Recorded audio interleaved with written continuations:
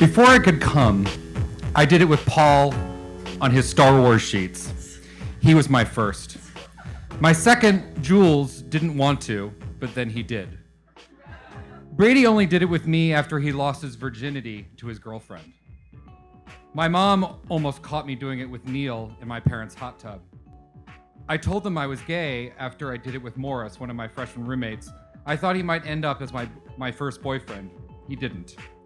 I did it with Philip, my first boyfriend, after we saw Aladdin. I met Matt, number 6, at a bar in Cincinnati called Cooters. I heard later that he was schizophrenic.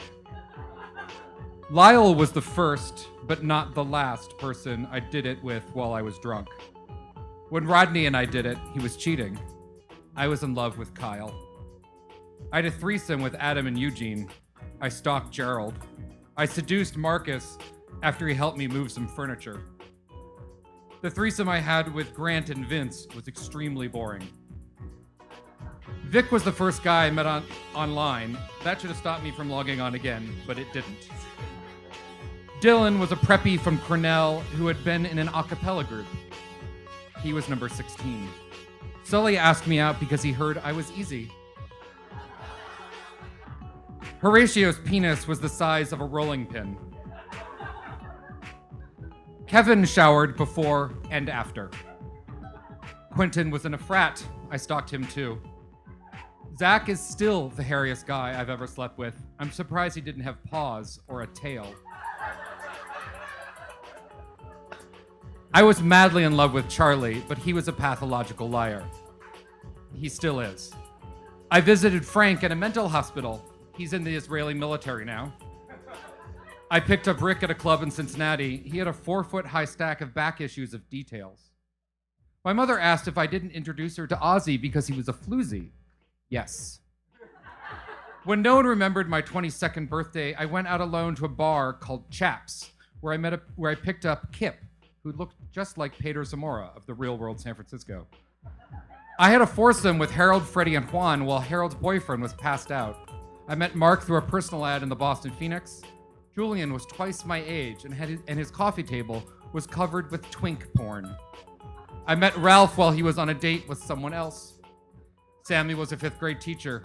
Stanley was an interior designer from Norfolk, Virginia. We did it in my room on the Queen Mary. Jackson was on the UNC Chapel Hill swim team. The first guy I did after I moved to New York was Glenn. He was from South Africa and he was in a sham marriage. He was number 36. Gene was an assistant district attorney, and he toyed with me.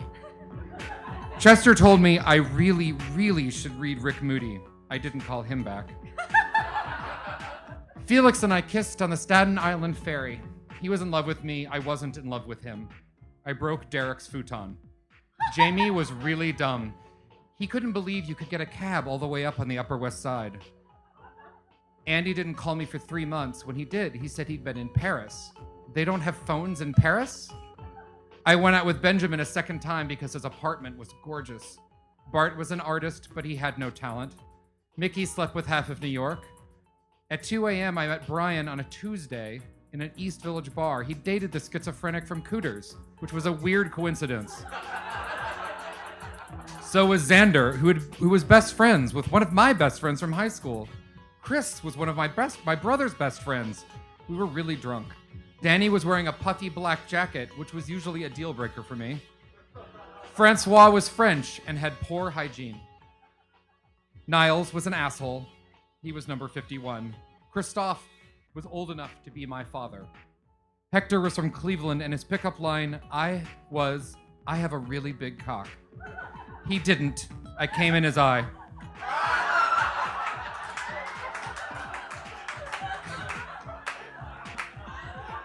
Michael was a blind date. I don't remember anything about Jim or Lawrence or Olivier or Justin or the guy who sold ties at Bloomingdale's. Jerry looked exactly like me, 10 years older. He offered me some crystal, but he said it was so old it was practically cocaine. Afterwards, he gave me $20 for a cab. Joel was perfect on paper, but he did a lot of drugs. Also, he's a pill. I defriended him on Facebook a few months ago. I know an appalling number of people who slept with Timothy. Bob owned a gay bar. Chuck was a golden retriever trapped in the body of a theater queen.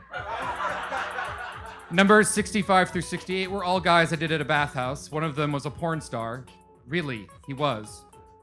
Aristotle collected taxes on the island of Patmos.